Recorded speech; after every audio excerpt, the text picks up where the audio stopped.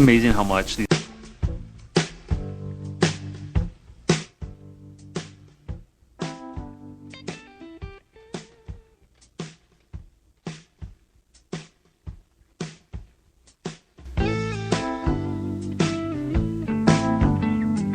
Hello and welcome back to another edition of The Breakdown. Brandon Warren here bringing you through episode 4, wishing you all a happy National Lefty Day. With that, I'll bring in someone who's not a lefty. Thank God. Hey now. Where would you be if you were left-handed, Mr. Cole DeVries, former Twins right-hander? I would still be in the big leagues, and I would easily have another zero in my bank account. Hey, isn't that what we're all looking for? Right? We were discussing if you could still be in the big leagues, and we thought maybe there was a chance. If you had worked as a reliever, you might still be in the big leagues, and I kind of brought up the name of Liam Hendriks, and so you gave me the answer of yes, definitively, let me get my tongue out of my mouth. You think you could still probably be in the big leagues if you had transitioned to a relief role? I think I could still be in the big leagues, whether it was in the starting role or in the bullpen. You know, I mean, kind of to step aside from baseball was a little bit my decision. I just didn't like any of the opportunities I had that time, but physically, I mean, I could still easily pitch right now. But it's a decision you're at peace with. I think this is something we touched on in the first episode too. Is that walk of your life is done, and you really don't have a problem with that? No, and I mean, obviously, there's some aspects of playing baseball that I really miss. Like it was so much fun playing in front of 30, 40, 50,000 fans. I mean, wherever you're at, that is so much fun.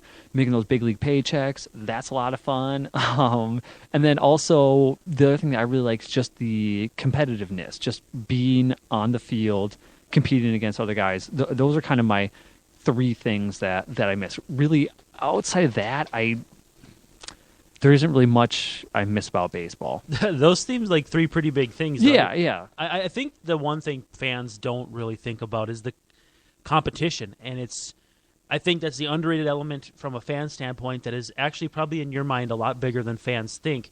And it's got to be difficult to kind of ratchet down from being a competitor every single day. And I've got to believe for athletes who retire like you did after just a couple of seasons as a pro, or a guy like Derek Jeter in the big leagues for almost 20 years, that to not compete every single day has to be a big adjustment.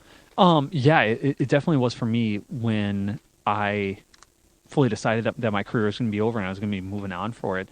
Really, to be honest with you, it probably took me, at least 6 or 8 months to fully, and it may even took longer than that, to kind of fully readjust, kind of almost retool my brain to think in a different way than outside of baseball, and it was really difficult. And you know, I played pro ball for 7 years, so I can't even imagine what guys like Derek Jeter or those guys that have literally played professional baseball their whole life. I couldn't even imagine how much more difficult it would be for them to kind of re-assimilate into normal life.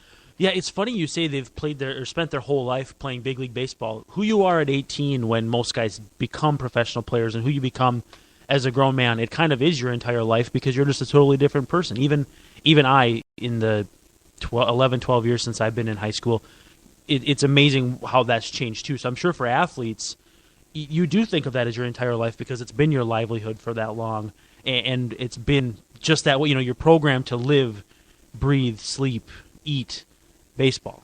And I think it even goes more beyond that, because even for myself, you know, I wasn't ever even remotely close to the level of Derek Jeter or anything like that, but even for him, he was playing baseball before that, and for me, before I signed out of college, I was playing baseball before that. So it's been basically my whole life, because I've always been playing baseball, and I've always been working to that end goal of playing in the big leagues. And so when that's been your sole goal for your life, it's really difficult to kind of change up everything and think about things in a different way and interact with people in a different way. It's tough. It really is. That level of competition, to me, is why I don't really buy the idea that players get fat and happy with big contracts. There's exceptions, clearly, if you wanted to make one right now, you could say Pablo Sandoval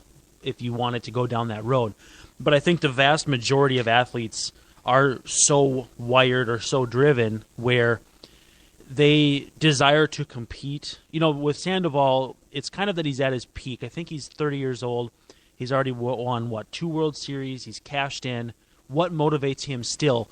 I think other players in that situation are still motivated because you're not going to climb that big league summit, that big league peak, to be the best that you can be every single day, and then just going to drop off the end. And do you think that's pretty accurate? I think where the difference comes in is that when you're in your first 3 years in the big leagues, where you're trying to get to that point where you can actually get a contract, you're always fighting. Granted, depending on who you are and where and how you're playing, you have more security than other people. But I think it's kind of one of those things that at that point you're always clawing, you're always fighting, and then once you get that big contract that sets you up for life, it's almost kind of a the proverbial monkey off your back, like a relief. Yeah, and then I think that's where some guys can have a little bit of a lag in their career for maybe a year or so, because all of a sudden they realize that they're okay now. Instead of having that hunger mentality that you need to be fighting every day to stay up there, and I think that's where a lot of that kind of switch comes in now.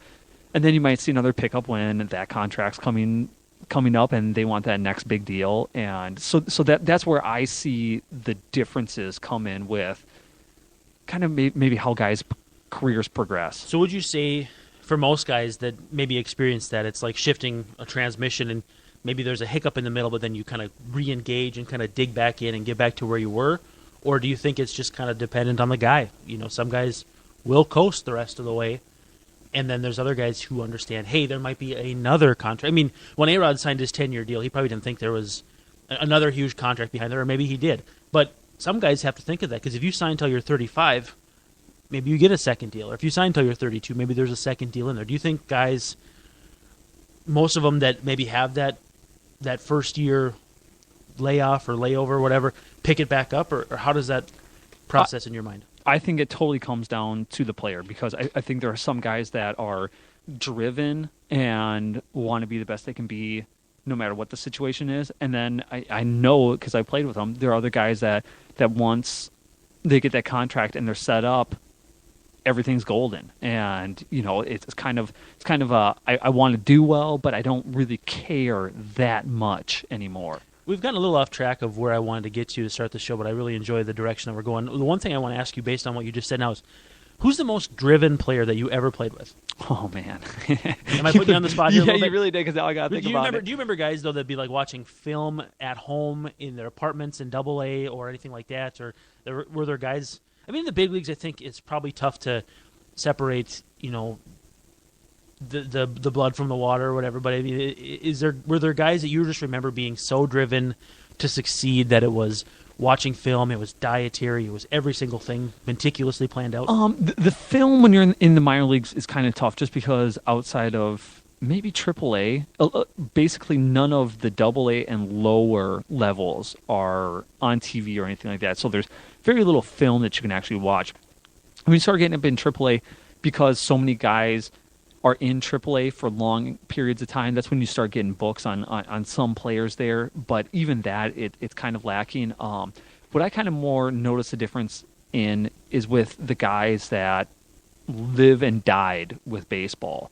Like, you could tell that baseball was their life, and once this was going to be over for them, they were going to have a really hard time assimilating, adjusting to a new career, regular life, whatever you want to call it. So those are the guys that I kind of noticed were more like that. And one that kind of sticks in my head a little bit was Chris Colabello.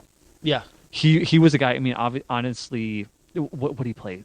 7-8 years in independent ball. Yeah, just unbelievable. First of all, perseverance. Yeah, I don't know how you could even do that. I mean, you don't even want to play 7 games in indie ball. No, no, not unless there's a big fat paycheck with it. And so I don't know how he was able to do that many years, and then he gets his opportunity in the minor leagues, does unbelievably well, and now he's doing well in the big leagues. His time's short, because I think he's 32, 33, something like that. So he maybe, if he's lucky, has a couple of years left, but he's a guy where talking to him, I mean, he was watching baseball in the clubhouse. I mean, he's talking about it all the time. So he was definitely one of those guys that you can just tell just lives, breathes, eats, and dies by baseball. Did you like playing with guys like that? I didn't have a problem with it. Their mentality was completely different than mine. Mine, when I was playing baseball, was more, I was there because I enjoyed it. I was good at it, and I knew that there was no other career path that I could take at that age in my life that had as big of an upside for monetary reward. And so that's really why I was there, and that's kind of why I got out of it. I didn't see the benefit of me making money in it, and so that's why I kind of did the career path switch. Spoken like a true friggin' millennial. No, I'm just kidding. I kid because we're like a year apart. I think you're a year older than I am. February birthday, in fact. So yeah. Almost exactly a year, which is kind of funny. But no, I definitely point taken all across the board. So let's transition a little bit into the state of the Twins right now. Obviously, a pretty nice series with Texas. Good setup today facing the rookie Chichi Gonzalez. I don't want to say Chichi Rodriguez. That's the golfer that does the goofy.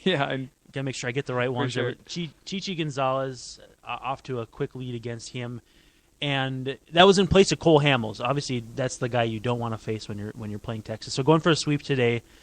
The one thing I wanted to break into, first of all, Phil Hughes going on the disabled list with a back injury. Tyler Duffy going to take his place. The rotation as it shapes up for the weekend is Trevor May on Friday. We'll dive into that a little bit. Duffy will slot in on Saturday, which I suspect will be a spot start. And then Sunday, Tommy Malone is tentatively expected to come off the disabled list and make that start. Back injury, when you think about the things that could be debilitating to a pitcher, and if you look at everything Phil Hughes has done this year, it's markedly worse than last year. The control has been fine. He's giving up home runs by the bucketful, no strikeouts. How serious is a back injury for any pitcher, let alone a guy who's expected to be a top-end rotation guy? Back stuff was always what I had to kind of fight in my career. For me, it was always kind of my left glute. When that started getting tight, then it started tightening up my low back. And that was the foam roller thing you'd always be working on? I would always be doing that, or I'd be in the training room with my trigger point balls just trying to get out hot spots, stuff like that. And so my back was always an issue and concern, and that's honestly kind of one of the big reasons why I also never got into golf, because I didn't want that extra stress and strain in season when we had an off day playing golf, and then I'm pitching all the time, and that's a ton of strain on the back. So it's a major thing, and I have absolutely no idea what's wrong with him. But for any pitcher, I mean, your elbow, shoulder, and your back, I think are the three things that you need to be cognizant of all the time, and you need to be making sure that you're taken care of. Yeah, I was reading some reports. It sounds as though he's going to have an injection. It's so weird, and I think this will be actually something you'd have some unique input on. When you put a pitcher on the disabled list, there's obviously a time that he needs to ramp back up, and so it's obviously going to be hard for him to have just the minimum 15 days. But when you put a pitcher on the disabled list, you kind of have to be under the idea that you're going to be without him for possibly up to a month, unless it's something like a blister or a fingernail thing, or how I guess, let's see, how do I want to phrase this? Like, when you ramp a guy back up, is it hard to get a guy back in exactly 15 days? If he's not throwing, I'm assuming he's getting a cortisone injection back there, which with those, they really don't want you doing anything for 5 to 7 days after. So he might be playing some catch. It's kind of hard to play catch and not use your back. Right. So he's not really going to be doing anything for a week. I don't see how you can get back up to 100 pitches in another week after taking a full week off. So I'm guessing that his recovery path is probably going to be 3 weeks to a month, because when he comes back on that first little spot start or whatever, because it's only been a week, they might have him at 40 or 50 pitches, then next outing, 65, then the next one, maybe 80, and then that third or fourth one, he's going to be back up to 100, and probably the following game, he's going to be back up with the big league team. So that's how I see it progressing. Yeah, so there'll probably be at least one rehab start in there someplace, depending on where they're at. They like to have a guy go pitch either in a home park or good weather, based on whatever works for them situationally. So some of the benefactors in this situation, Tyler Duffy, I was told from set of eyes that I have out east, shoved last time out. That's in pitcher speak, meaning just absolutely dominant. 6 shutout innings, 1 hit, 5 strikeouts. So good to see him bounce back from that tough start at the hands of the Blue Jays. Again, the Blue Jays are running roughshod over everybody, so it's hard to get too down about your first big league start happening and getting crushed by probably the best offense in baseball. But what do you expect to see from Duffy in his second start when he's going to be maybe a little bit more at ease this time around? He's either going to be more at ease or he's going to be more nervous. I don't know because I don't know him, and I have no idea what's going to be going through his head. But that's kind of what I see happening, just because he kind of got his initiation out of the way with getting beat up last time, and so that's either going to go to his psyche in the sense that, all right, I've already gotten beaten up. That's out of there. So now let's settle down and let's progress. Or he's still going to be nervous that that's going to happen again. So I really see it going one of two ways. He's either going to be just fine, have a solid average outing out there, which I think would be great for your second start up. I mean, if he can do that, that's perfect.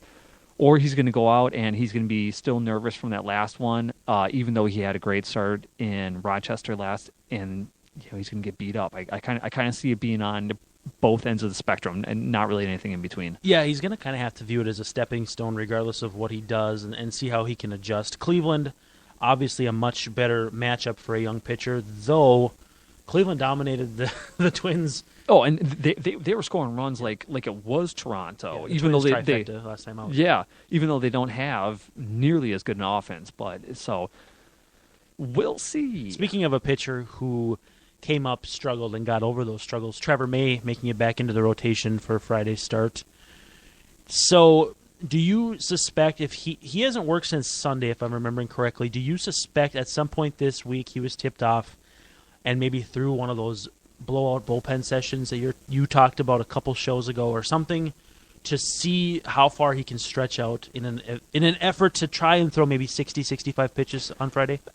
I'm sure that's what they had him do. I think that's going to be really interesting to see what his pitch count actually is, because being kind of the setup guy as they were using him, I mean, kind of periodically watching his outings, he never really threw more than 20, 25, 30 pitches at the absolute Been max. almost strictly a one-inning, eighth-inning guy. Yeah, and so I think it's going to be really interesting, since he hasn't thrown since Sunday, maybe on Tuesday or Wednesday, they had him throw a 40, 45, 50 pitch bullpen to kind of get him prepared for, and then give him a couple days off, and then get him ready for maybe a 60, 65 pitch outing. So I think it's really interesting that they're moving him back into the rotation, and I think it's going to be interesting to see how many pitches he actually does throw.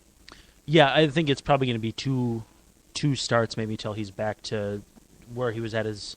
Oh, two, maybe three. I mean, it could even be three. Is there any risk of him not being able to replicate the success early in the season in that this was something I had pitched to you we were going to talk about, but his control was so good compared to where it had been before. Are there higher odds that he could have like a backslide now, having changed his role, or is he going to be probably pretty much still the same guy?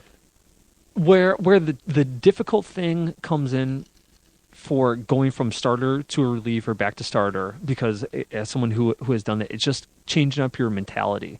And because when you're starting, you have one mentality that you got to be out there for at least 5 innings. So you're kind of conserving the whole way. And then when you're in that 8th inning role, it's blowout or sell out. I mean, you're going out there just letting it all fly. And that's where it gets difficult, that he's in one season, he's had to have 3 mentality shifts, where he had his first one, then he has the second one, now he's going back to the original first one.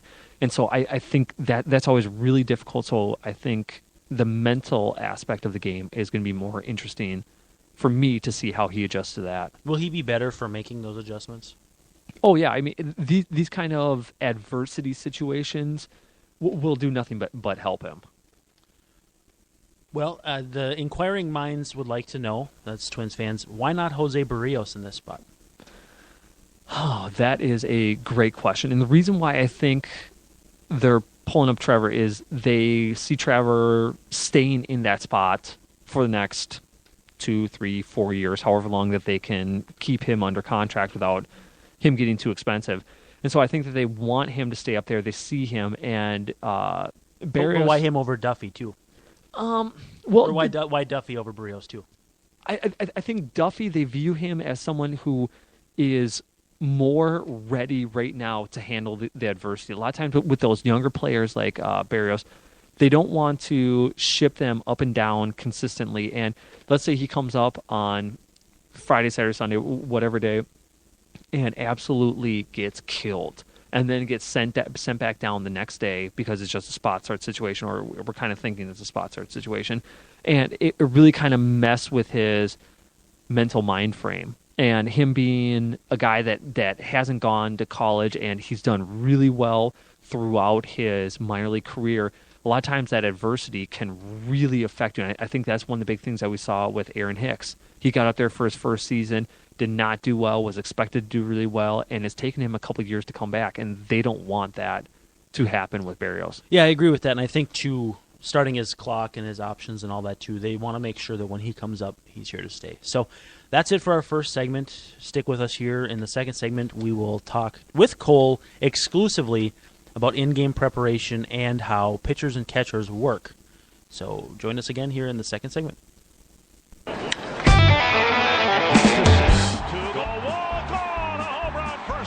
Twins Tuesday is fantastic at Floyd's in Victoria. The ball drilled to the left field corner. Sure, we'll run down the numbers with our all-star lineup of baseball brainiacs, but we also party it up on the patio. And there's another home run for the Twins into the second level.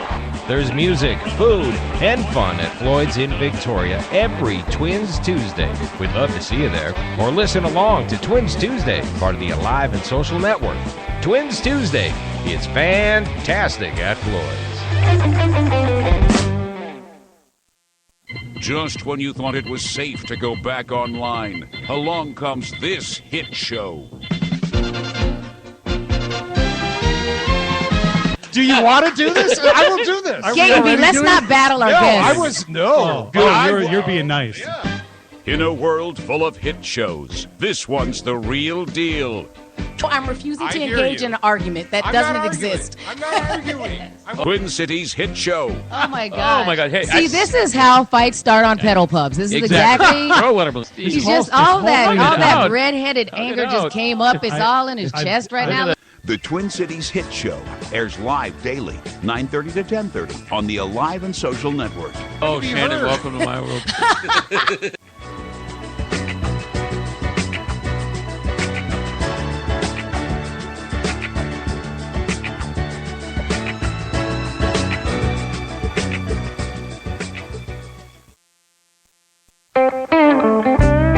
Third Street Brewhouse, built on a perfect site in Cold Spring, Minnesota, combining the state-of-the-art brewing facility with exceptional water. Hello, did we mention Cold Spring, Minnesota? They have a dream team of world-class brewers, resulting in unprecedented crafted beers. The core styles of Bitter Black IPA, Lost Trout Brown Ale, and Rise to the Top Cream Ale are intriguing yet satisfying. And look forward to seasonal and specialty beers. Nothing fancy, no fuss. It's all about the beer at Third Street Brewhouse.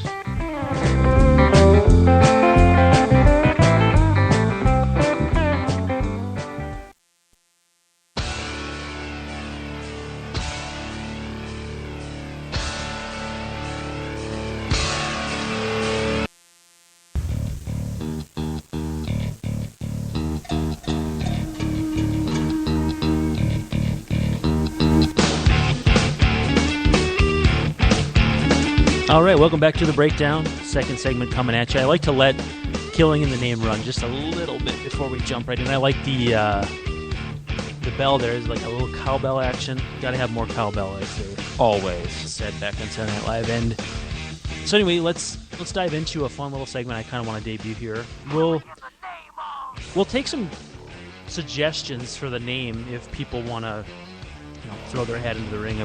I like Cole's Corner, but I don't want it to be too cheesy. Anyway, a little bit of a technical mishap there. Our producer Patrick likes The Bender.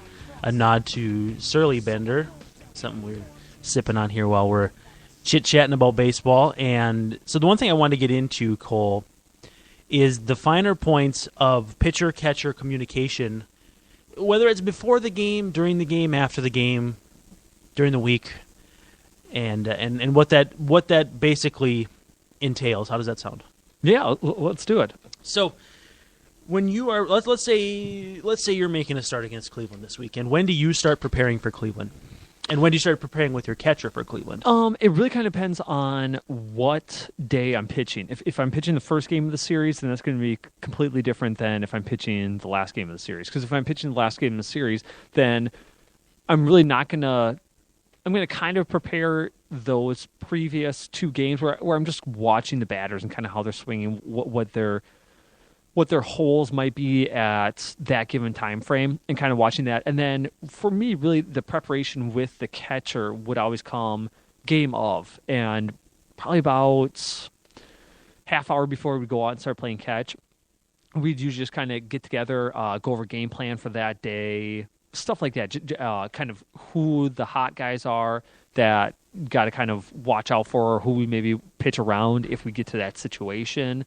And so we really kind of discuss those things. Then, maybe a day before that and still day of, I would kind of look at the hot cold charts on specific guys, and we'd always get a scouting report. They would say who's the hot hitter, who's the not hitter kind of thing. And I'd really pay attention to that, because for me, and I don't know if this just goes for me, I didn't pay attention to anyone in the lineup outside of the three guys that I thought could hurt me. And the reason why that is because there is no way in the world, unless I've faced these guys 100 or 200 times, that I can remember where their holes are for anything like that for the full 9 guys. So I was only worried about 3 guys. The rest of the guys, I was going to pitch them fairly similarly, and if the catcher knew them better than me, great, because then I would just rely on them. So how important is the catcher in your game-to-game preparation? The catcher for me was a very integral part, and that's why I liked it when I was with a catcher that I had pitched to a number of times and I knew called a really good game. Because for me, the games that I felt I always pitched the best were the ones where I could almost go out there and kind of shut off my brain and just worry about throwing to a location, and the catcher was calling the full game for me. Those were the ones that were always real easy. I didn't have, I just felt like I breezed through them. How were Drew Butera and Joe Mauer different to throw to and to communicate and work with? They're both completely different catchers. Where Joe, not so much right now, but when I was pitching to him, I would consider an offensive catcher. Where he was in lineup, it was nice. It was nice with Joe because he had been in the league for so long when I was throwing to him that he knew basically every hitter that was coming up there, unless they were a rookie. So, when it came to the guys like that or big name guys, I let him call those situations, those counts, because I knew he knew those hitters very well. But I think I like throwing to Drew better, because I think Drew had a better sense of the kind of pitcher I was, and Drew was what I would consider a more defensive catcher. Oh, you mentioned too lower to the ground, where you wanted to work at guys' kneecaps instead of where Joe, not necessarily a fault of Joe's based on his height, but wherever he would catch a pitch and where he would call for a pitch to his more the red zone for hitters. Yeah, and so that was the difficult thing for me when pitching to Joe is my first year up, he was having a little bit of knee issues, and so he couldn't really squat down super far. So he was sitting up pretty straight.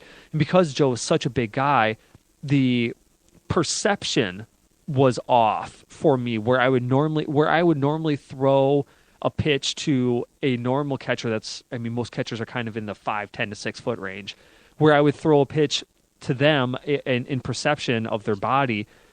If I throw that same pitch to Joe, it was probably 3 or 4 inches higher. And so that would get into kind of the murder zone for a hitter. And so that's where I really had problems throwing to Joe, is that every single pitch I had to readjust where my sight lines were, where I was trying to throw the ball. And so it was a lot more difficult for me to throw to Joe than it was to throw to Jew.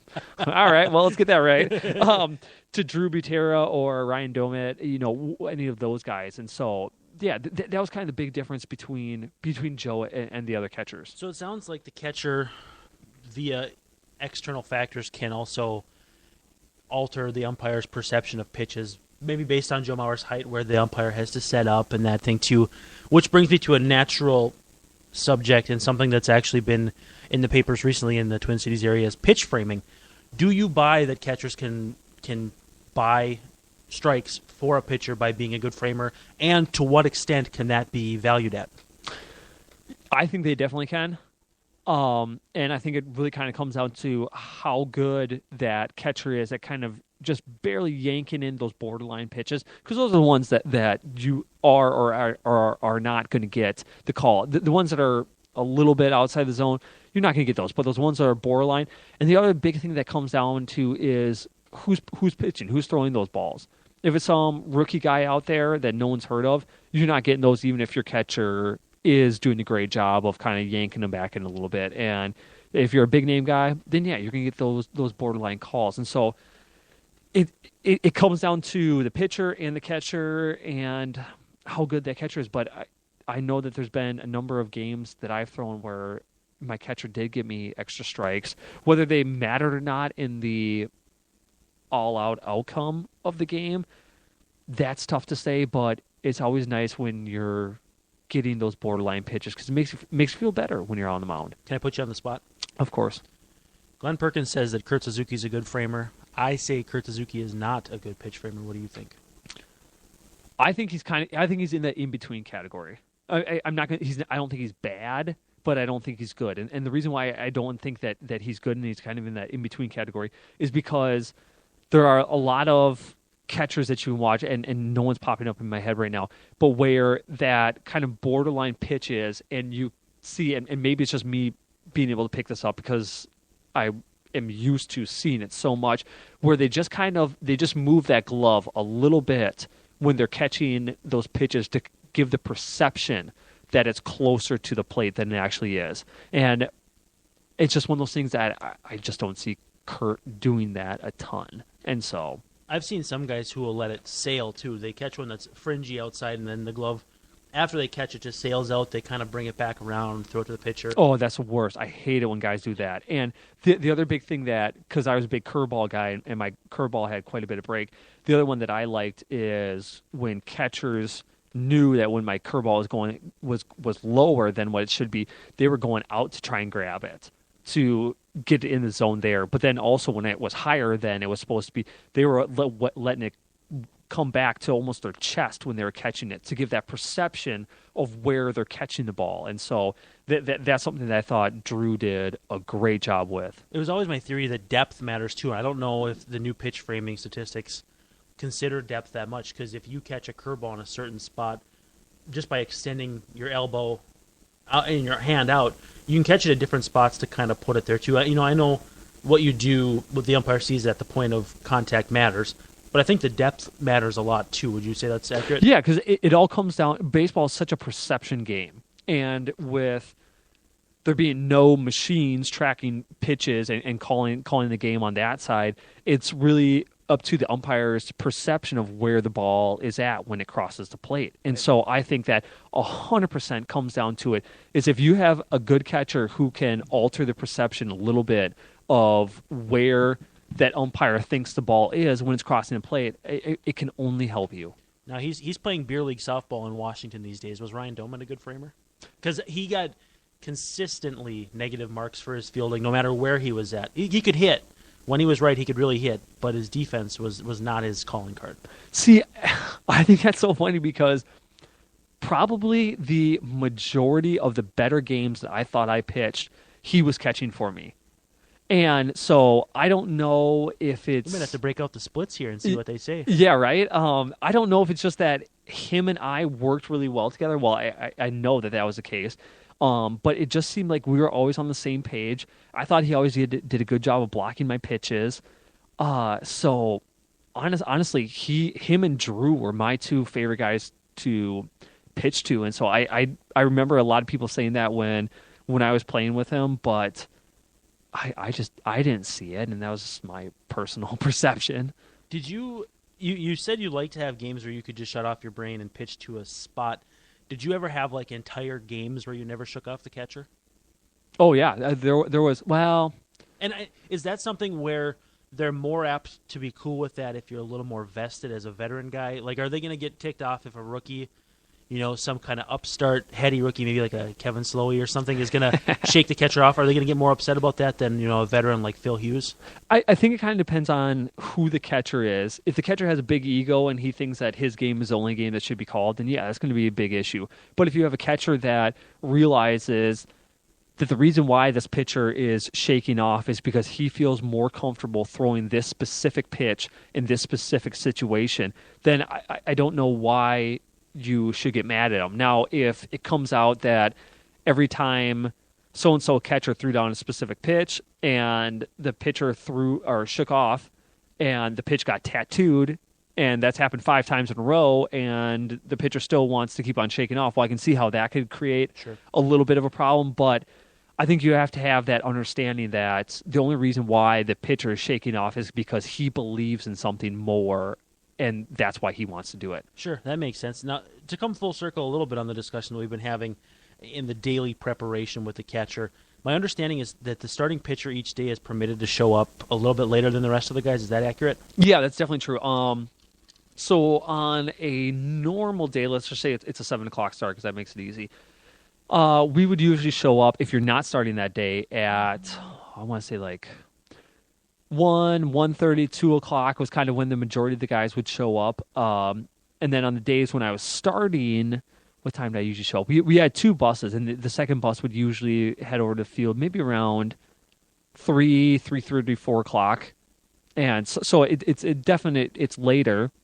I thought you could still show up even later than that because you're getting the field at 4 o'clock, still 3 hours before the game starts, and I'm not doing anything during that. I'm just sitting in the clubhouse, and you're going to look at the scouting reports for 10, 15, maybe 20 minutes. In 20 minutes, you can go through all of them. And so, yeah, you're just kind of sitting around doing a lot of nothing on the days to start. And that's the thing that I hated. I if they would have let me, I would have showed up to the park an hour before game time because I would have walked in the clubhouse. I would have got just a little bit something to eat. I would have put on my uniform, and then pretty much right after that, I'd be heading out to the field to start getting ready. Like, I hated that time just sitting around, not doing anything, just thinking about the starts. That's what I didn't like. So the funny thing is, the day that you're doing your actual job is probably the least amount of pre-work or anything like that. You're not running in the outfield. You're not by far the least amount of work. All you're doing is you're doing nothing to prepare for that one part when you're doing everything, and that's being out there pitching. Well, yeah, okay, that makes sense. So you start playing catch with the catcher out in the outfield, half hour before game time?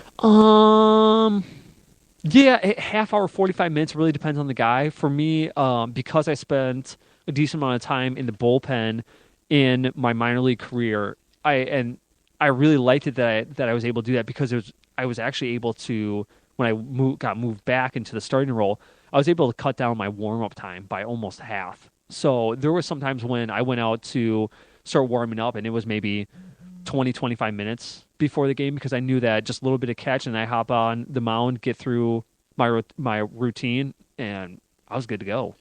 Yeah, and I mean, I think that makes sense too. So you start throwing in the bullpen. They do the cut to watching you throw in the bullpen. Is that like 7 o'clock for a 7:10, or is it a little before that? No, I would probably get up there.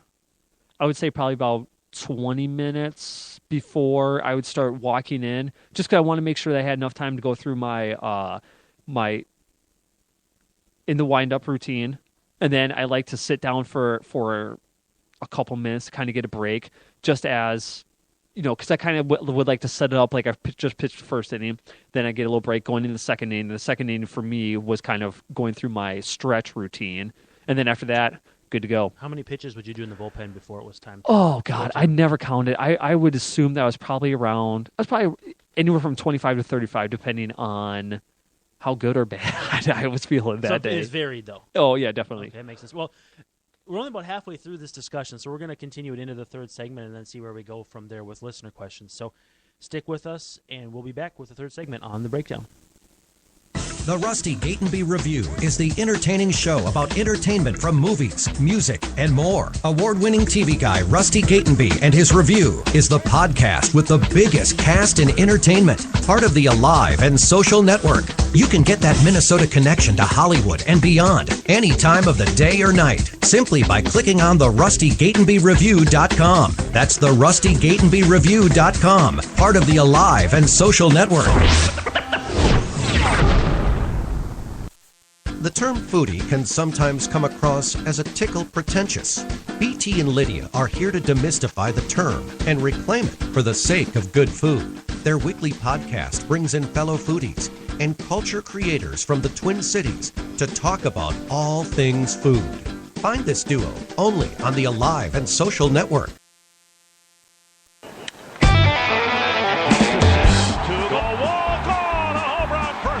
Twins Tuesday is fantastic at Floyd's in Victoria. The ball drilled to the left field corner. Sure, we'll run down the numbers with our all-star lineup of baseball brainiacs, but we also party it up on the patio. And there's another home run for the Twins into the second level. There's music, food, and fun at Floyd's in Victoria every Twins Tuesday. We'd love to see you there. Or listen along to Twins Tuesday, part of the Alive and Social Network. Twins Tuesday. It's fantastic at Floyd's.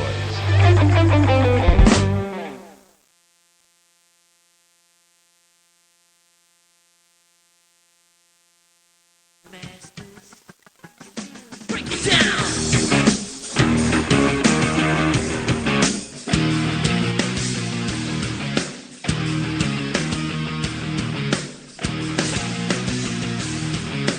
All right, we're throwing it back to the late 90s with that one. Anybody that was a professional wrestling fan back then knows exactly where that came from. I know we were talking earlier, next episode, we might have to pull out a little Hulk Hogan, American hero. I am a real American. That'd be a pretty good one, too. We'll have to keep Patrick on his toes over there. For sure.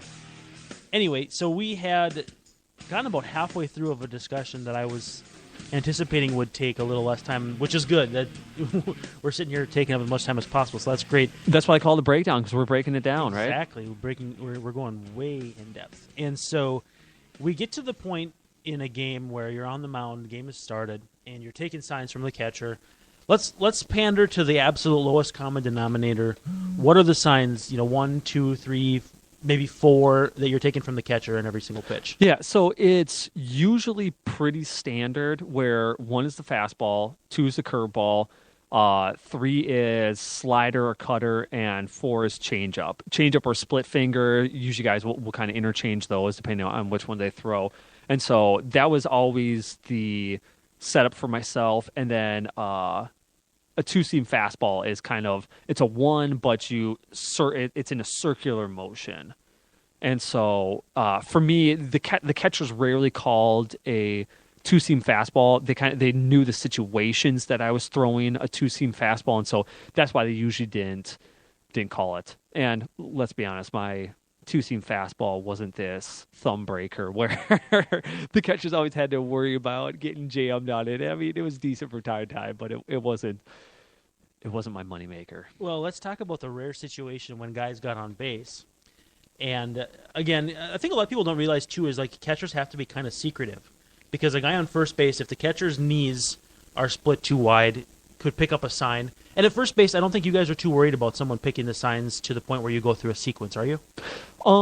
It all depends on who was on first base. I remember Coco Crisp was a big guy that we had to really watch him, and I almost picked him off a couple times because I knew that he was looking in trying to pick up the signs because he's a big base stealer. So obviously he's going to want to go on something that's off speed, slower pitch, higher probability that's going to be in the dirt. Perfect situation for him to steal. So that it really kind of more dictated on who was on first base. And usually, when a guy's on first base, the catcher will kind of bring his legs together a little bit more. Sometimes they'll kind of angle that first base side leg a little bit to kind of try and block a little bit more. But it's kind of one of those things in that situation, you have to make sure that you don't angle your body too much, because then the third base coach can pick up the signs. So it's real kind of this fine line that you have to play on being able to see what location you're calling, but then also it's not being too tight or too loose, I should say, where the first guy on first base or the third base coach can pick up what we're signaling. How does the catcher signal where he's going to set up for you so you can be prepared for it? Like, let's say he wants a two-seam fastball on the outside black on a left-handed hitter. Is he going to stick his pinky out? What's he going to do to indicate that to you? Or you just wait for him to set up and go for it? Well, the pitch solely dictated where setup was going to be. If it was an outside pitch, then I knew he's going to be set up outside. If it was a curveball, most of the time, unless it was a two-strike situation, they were shaded a little bit outside for a right-handed hitter. Change-ups were always on, for me, arm side of the plate. Two-seam fastballs were always going to be arm side of the plate. And so it was more those situations where I knew because Drew Butera called this pitch, I know where he's going to be set up. And so the pitch dictated where the setup was going to be. So I mentioned the word sequence, and you and I both obviously know what that means, but I'm sure some fans don't know. That's when, for instance, if there's a runner on second base, you'll see Kurt Suzuki go through 5 or 6 signs, or maybe less, maybe more. I don't know exactly. What is that's basically guarding against people picking your signs? Yeah, that's exactly what it is. And there's 2 ways that guys go about those, depending on the time of day and how good visibility is at any park. Will kind of dictate what is used, whether it's just the fingers or sometimes you see guys touch, or I should say the catcher touches different areas of their chest protector or legs, and that will signal a different pitch. So it really kind of depends on what's going on as to what's used. Is there a lot of misdirection in that? I never tried to do anything too complicated just because I thought it was stupid.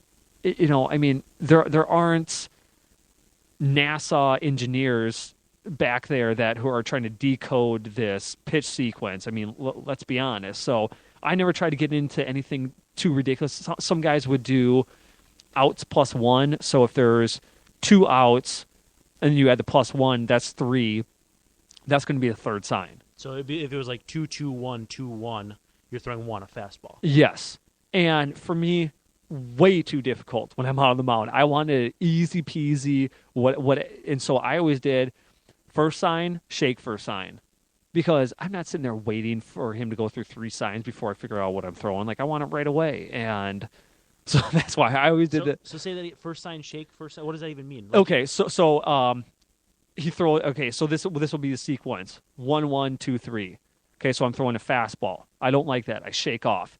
And since I said first sign, shake, first sign, so I just shook off, so it's going right back to the first sign again. Because some guys have it set up where it might be the first sign in the sequence, but if they shake off, it goes to the second sign or goes to the last sign or something. Sure. I mean, there's all these super complicated things that some of these guys put in place because, they think that these guys on second base are code breakers working for the government. And it's like, as long as you don't let too many guys get on second base and they're not sitting there for the whole inning where they can see 20 pitches and they can have a good chance of picking it up, I never really thought that you had much to worry about. So you didn't want to be a guy who steps off and says, look, bring me a piece of paper and a pen so I can do the math to figure this crap out?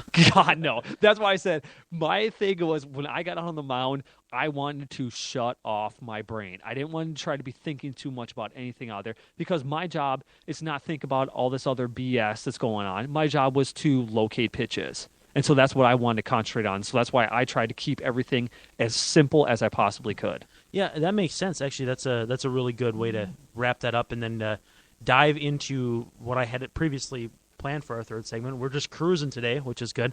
Is a 5-pack of what I think are pretty good listener-submitted questions.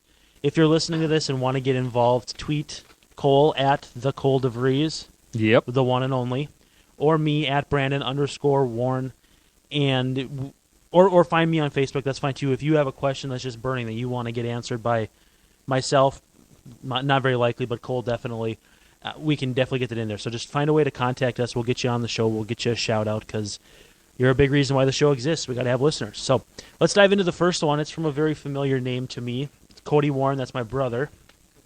Cole, he wants to know, how much do you keep in touch with former teammates and coaches? I think you kind of answered that in the first show. giving a little love to Mr. Swag, Danny Valencia. But Yeah. anybody else that you keep routinely in touch with, even coaches, teammates, anybody like that? So obviously I can't comment for any other professional sport because I only play baseball. But baseball is kind of strange in the aspect that when you're in, and when you're out, you're out. And what I mean by that is when you're playing the game, you kind of keep in contact with all these guys because you're seeing them all the time, this and that. But then when you're out, when you're done playing, you're out. And it's such an odd dynamic because there was guys that I played with that were even from the state of Minnesota. And once they got released and I was still playing, it's just like out of sight, out of mind. You almost kind of forget about them, and I don't really talk to them. And so now I would say Danny's probably one of the only guys that I kind of still loosely keep in contact with. Outside of that, there was really no one else, and it's kind of weird. And it's not that there's any bad blood or anything, because if I see any guys just randomly, I don't know, Mall of America or walking around downtown or whatever, we always sit there and chat and stuff like that. But because you're not around them all the time, it's just like you're kind of forgotten. It's very interesting. You mentioned playing in front of your hometown fans. Was that a cool experience for you? I think I've asked you about that before, but is it? I guess you don't know what it would be like not to do that, but still, was that kind of a cool experience for you? Yeah, it definitely was, and it was also a mentally exhausting experience because my first start at home, God, I don't know, I had maybe 20, 25 people at the game, or that I knew were coming obviously specifically to watch me pitch. And so it's a tough one to try and control your emotions, because it's something that I had been looking forward to my whole life. I mean, obviously before Target Field, it was pitching in the Metrodome for the Twins. Oh boy. Yeah, so that place was sweet. Not. But it was just, it's that you've been looking forward to this your whole life, and then all of a sudden it happens, and it's kind of one of those things that you kind of expect to happen, but you also kind of don't. And so it's really hard to control those emotions during that time, and to kind of get over all those nerves and angst and kind of everything that's going on pregame and in the beginning of the game, and get out there and settle down so you can actually start pitching the way you pitch. So you said when you're in, you're in. When you're out, you're out. Are guys that are way in, we're getting kind of technical here, a Derek Jeter, are they always just in the rest of their lives? Is there different levels of that? Or is it still like if Derek Jeter goes and hangs out in the Yankees clubhouse, it's kind of like outsider coming in maybe just a little bit? I think it's all, so probably right now, just because he's a couple years removed from the game, there's still going to be a lot of guys on there that knew him and played with him for a long time. So who's still on the team? Yeah. But 10 years from now, he's probably going to walk in there, and I guarantee there's going to be a couple guys that look and go, who's that dude? Who's the old guy? Yeah. But then there's going to be a couple of guys who are like, oh man, that's Derek Jeter. I remember watching him when I was a kid. And they're going to go up and be like, hey, what's up, bro? This and that. But yeah, it really kind of just depends on who's there. And since he has such a massive name, he's always going to be in to some aspect of it. But I'm sure it's kind of this. I'm sure he's experienced to some extent what I was talking about, that nobody's calling him that much anymore. Right. And yeah, again, it's Derek Jeter, so it's not happening to my extent, but he's probably still experiencing it a little bit. We had another question come in while we've been on the air, and it's actually a really good one, so I want to dive into that too. Jimmy Dosen wants to know, with Aaron Hicks' improved play, Buxton, Rosario, Kepler, and possibly Torrey Hunter for 2016, there's a bit of a logjam in the outfield. What do you think the outfield looks like next year, and what would you do if you were in charge? I think it's going to be, barring no injuries or anything, Buxton in center, and then probably Hicks in right, just because I think he's got a better arm than Rosario. Much better. Yep, and then Rosario in left. That's what I think it's going to be. And I think Torrey might come back, and he's going to be kind of your fill-in. He's going to be the fourth outfielder. And I think that is a great option to have. And I think that outfield is going to be absolutely ridiculous if it does come to that. Because you'd love to pitch in front of that outfield. Oh, God. Anytime that I had an outfield like that where I had three burners out there, it was so great because you just let the guys hit the ball, and unless someone smashes it in a gap, those guys are going to come down with it. It reminds me of the old days of the Royals. They had like Michael Tucker out there and John Nunnally. I'm probably going back to before it's about 10 or 12 years ago. They had just an amazing athletic outfield, and Johnny Damon was out there too, and nothing dropped in. So the Twins could have something like that, which would be great. The kind of natural segue from this question is this from George Murphy. With Miguel Sano's development and steady production at the MLB level, is he sticking at DH or will he be permitted to field? Now, I put that out there with this caveat. You could trade Trevor Plouffe, who's probably got a lot of value, to be honest with you. Third base is a pretty shallow position league-wide. He's about to get paid, so it makes sense to move on from him if you want to do that too. But that does clear up your logjam in the sense that Sano plays third, if you think he can. You have Torrey Hunter DH a little bit. You can have Oswaldo Arcia DH a little bit. You can have Kenny Vargas DH a little bit. The issue for me, and this is also kind of going back into what my outfield would have looked like, is this. If you trade Trevor Plouffe, what are you getting for him that you don't already have that you need? Because you're not trading Trevor Plouffe for a reliever. That would be monumentally stupid. Are you trading Trevor Plouffe for a shortstop? Who's making that trade? Are you trading Trevor Plouffe for a catcher? Again, who's making that trade? Now, if you could trade Trevor Plouffe to the Giants and get Andrew Susak, that's their backup catcher, top 100 prospect, blocked by Buster Posey, let's play. I'm interested in that trade. I'm interested in a trade that brings you a shortstop or a catcher because I think those are the two black holes. But it's tough because you're not going to put Sano over Mauer at first. Mauer's playing. Until he retires, whenever that is, he's playing. So, kind of a hybrid of the two questions. What do you do with Sano? I watched Sano take infield. I think he can play third base eventually. Maybe not now full-time. Maybe after a winter. But what's your read on this long, convoluted situation that I've kind of put on your plate here? I think you kind of have to get rid of Trev. And it's too bad because he's really blossomed into such a great athlete, such a great player, such a great community guy. And he could play just about anywhere. Like, if you needed him to play second, left, right, he could do those things. You just don't need him for those. Exactly. And it kind of hurts me to say that also because I like him a lot. I think he's a great guy. One of my more favorite guys that I played with. But you got to get rid of him because he's going to be making a significant amount of money next year. You have Sano, who's going to be making, $550 maybe next year or less. And so it just doesn't make any sense when you have a guy that can play third base, probably not going to be playing third base as well as Trev at this point. Let's keep in mind where Trevor came from, though. Yeah, well, and I know that because I was playing with him in those days when... Was he frustrating to play with, fielding-wise? No, because he wasn't a guy out there who... every 5 throws was throwing them away.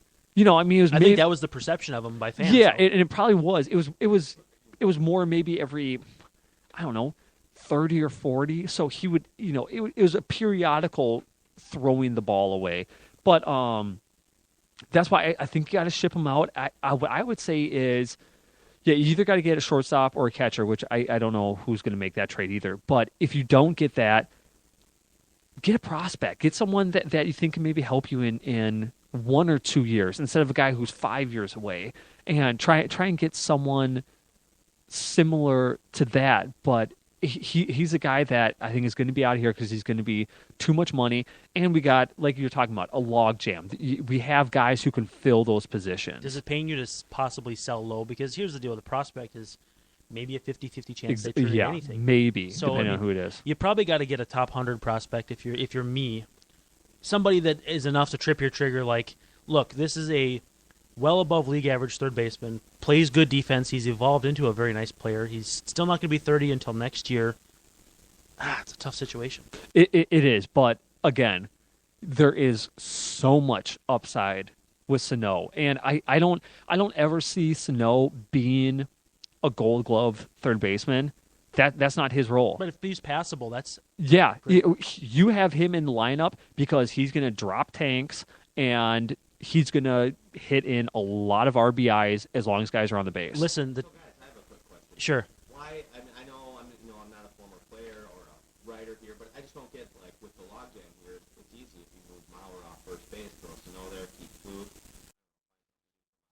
Yeah, I'm doing the Johnny Manziel dollar sign over here for people who don't have. Looking at the team for the best thing for the team, wouldn't that be a logical explanation? I think Joe's still one of your 9 most valuable hitters from a DH, something left field. I don't know. The problem is that those places are all full too. Right. Yeah, and the problem is too is that $24 million is a lot of money for your DH. Yeah, they're not going to eat it. I mean, yeah, you need that guy. That guy has to be on the field. Context: David Ortiz never made more than like 15 or 16 million, and he was the best DH on the planet for like a 5 or 7 year stretch. So it's not.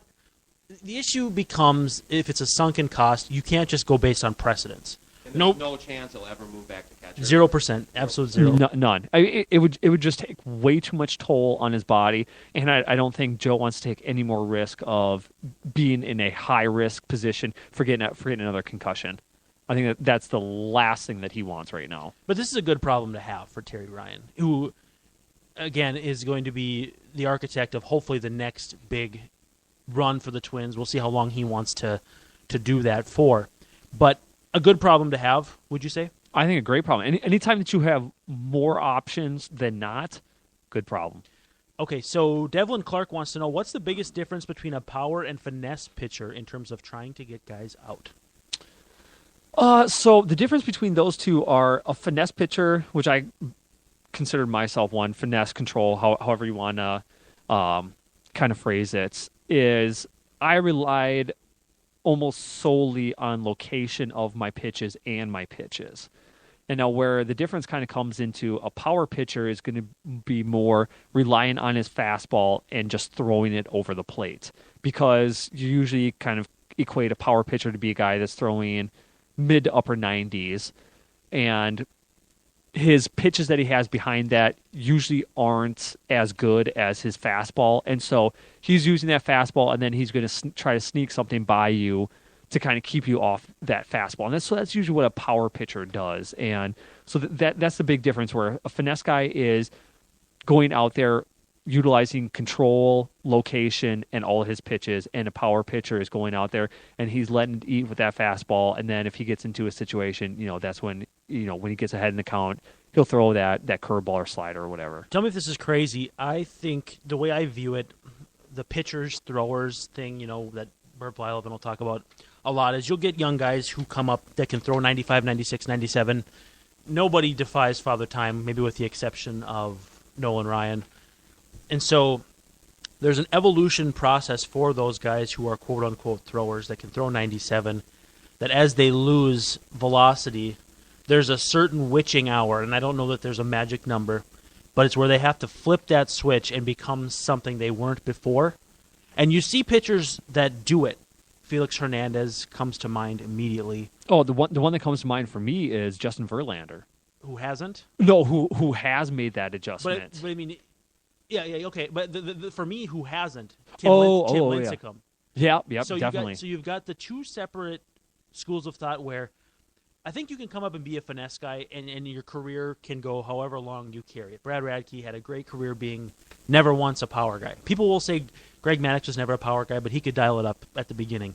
I think there's a certain type of pitcher that if they come up throwing 96, 97, a Jose Fernandez, if you will, there's, a witching hour of, okay, at some point you flip that switch and you become a pitcher. Felix is not even 30 yet. I can't believe he's still not 30.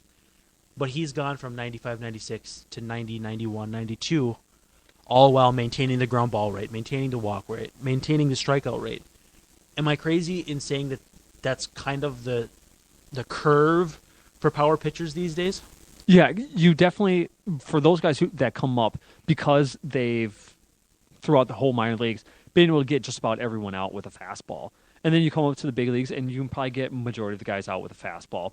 Then once you probably get in your late 20s, I don't know, depending on how many innings you've thrown and stuff like that, then the velocity all of a sudden starts getting dialed back, and that's when you need to evolve yourself and turn into more of a finesse pitcher, where a finesse pitcher or control pitcher, that's what you're going to be, and that's all you're going to be. So you're going to know your game throughout your whole career, and obviously you're going to make little adjustments in this and that. But I think it can be more difficult for those power pitchers to make that adjustment when they start realizing that the fastball is 91 now and it used to be 96, and what do I do now to get guys out? Jake Peavy and John Lackey come to mind, too, for two other names that kind of fit that bill. And I'm not saying all young guys who throw hard are just throwers, because you've got guys like Fernandez that just have ridiculous repertoires. Noah Syndergaard, who's going for the Mets today.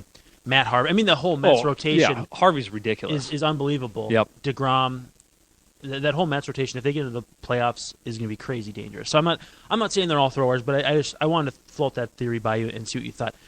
We got two more questions here to wrap it up. The first one is a dual question from Kirsten Brown and Travis Awney. They both kind of ask the same thing. How difficult will it be to stretch Trevor May out so he can be an effective starter after so many single innings? Your perspective here is unique in that you've worked as a starter, then a reliever, and then a starter again.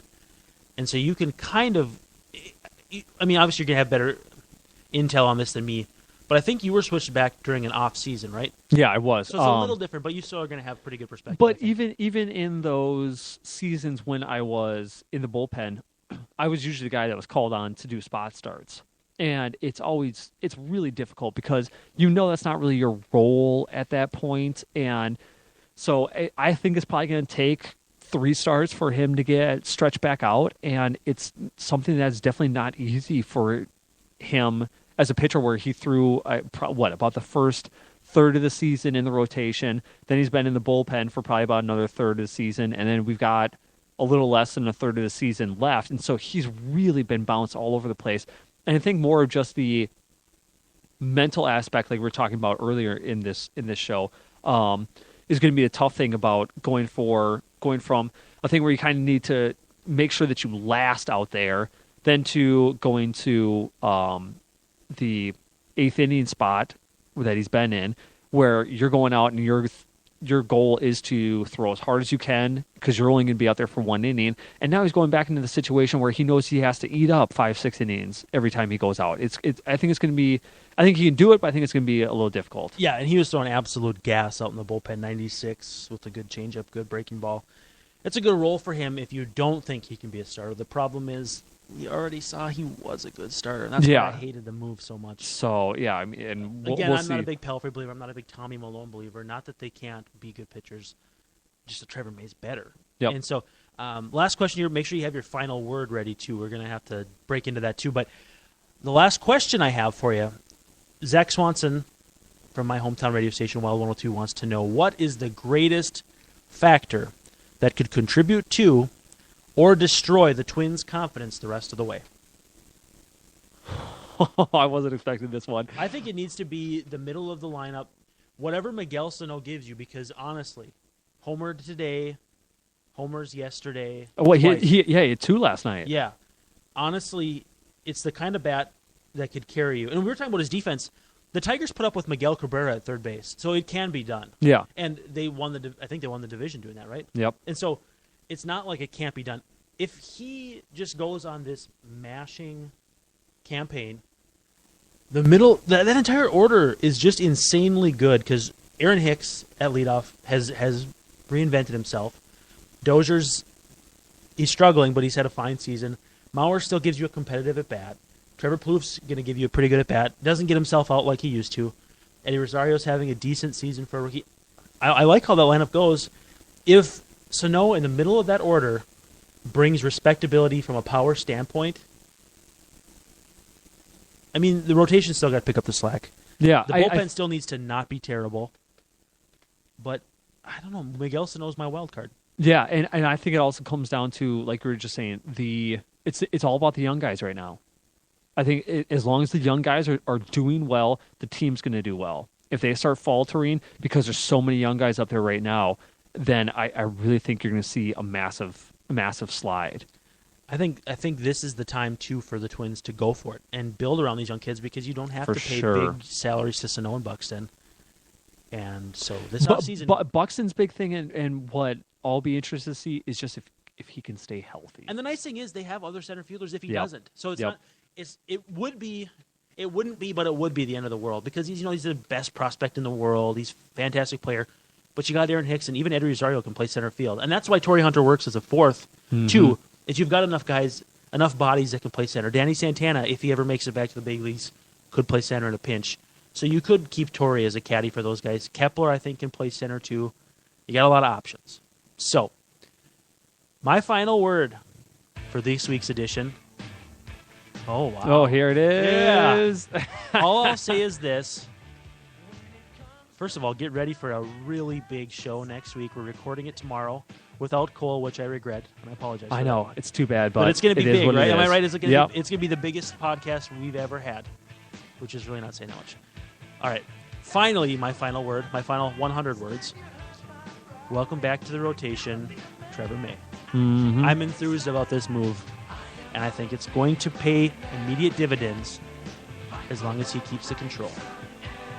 My final word is I'm so happy that the Twins have had 2 good games against Texas. This isn't the Texas team of a couple of years ago, but it's still a decent team, and I think this is exactly what they needed to kind of rewrite that brutal streak that they were on. So that team meeting took hold? Yes. It obviously did, right? Well, let's hope there's more dance parties in the Twins' future. You've been listening to the 4th edition of The Breakdown. Thanks for joining us. Please come back next week for our biggest show to date. Thank you for joining us, the Real Americans, on The Breakdown.